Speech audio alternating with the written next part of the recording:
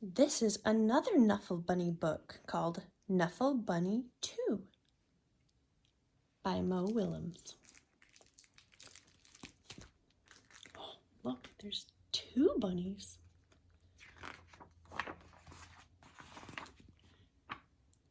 Knuffle Bunny Too.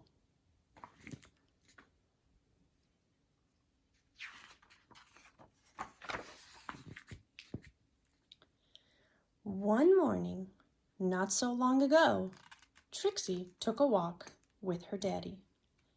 By now, Trixie really knew how to talk. Guess what I'm going to do? I'm going to show Amy, and then I'll show Meg, and then I'll show Margot, and then I'll show Jane, and then I'll show Leela, and then I'll show Rebecca, and then I'll show Noah, and then I'll show Robbie, and then I'll show Tashi, and then I'll show Casey, and then I'll show Connie, and then I'll show Parker. Then I'll show Brian, and then she could talk and talk and talk. Trixie was excited because she was taking her one-of-a-kind Knuffle Bunny someplace very special. Come on! Where do you think they're going? School! At their school, they go up the stairs. They go into their classroom.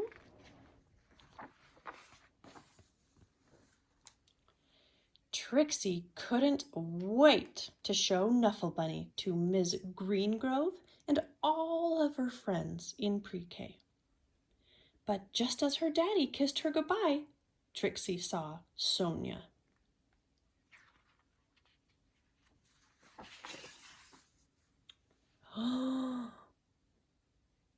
Suddenly, Trixie's one-of-a-kind Knuffle Bunny wasn't so one-of-a-kind anymore. Do they look pretty close to the same? Sonia's Knuffle Bunny has a bow. Trixie's Knuffle Bunny doesn't, but they're pretty close. The morning did not go well. Knuffle, Knuffle, Knuffle, Knuffle.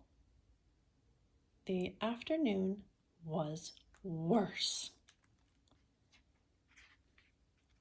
Looks like they're arguing here. All the kids are looking at her bunny, but not her bunny.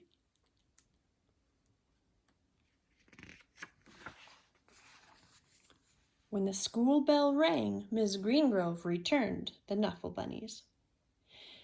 And the day got better.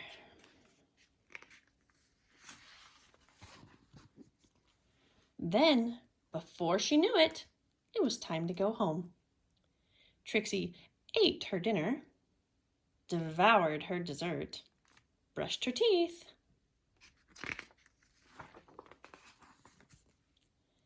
and tried to escape the mommy and daddy robots from Planet Snurp. At 1:30 bedtime, Trixie was tucked in, ready for sleep. But a few hours later, looks like she can't sleep, huh? Trixie realized something.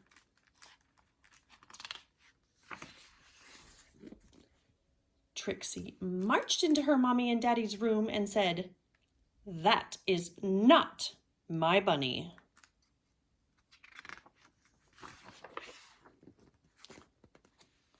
Trixie's daddy tried to explain what 2:30 a.m. means.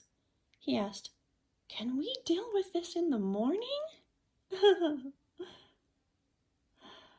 Trixie's daddy went to the phone.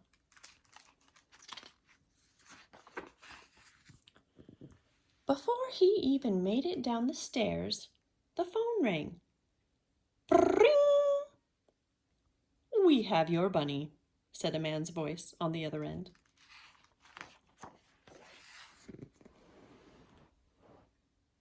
"And we have yours," replied Trixie's daddy. arrangements were made.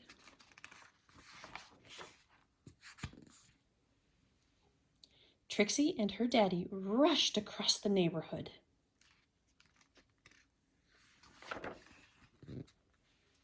Trixie did not want to be late. Neither did Sonia.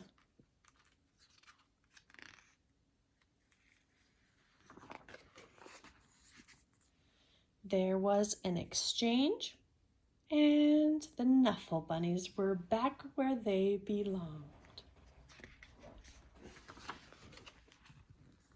"I was so worried about my bunny," said Sonia. "So was I," Trixie replied. Then they both said, "I'm glad you got your bunny back," at the exact same time.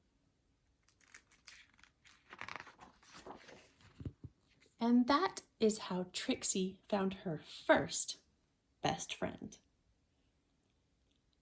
The first best friend except Knuffle Bunny, of course. The end. Epilogue.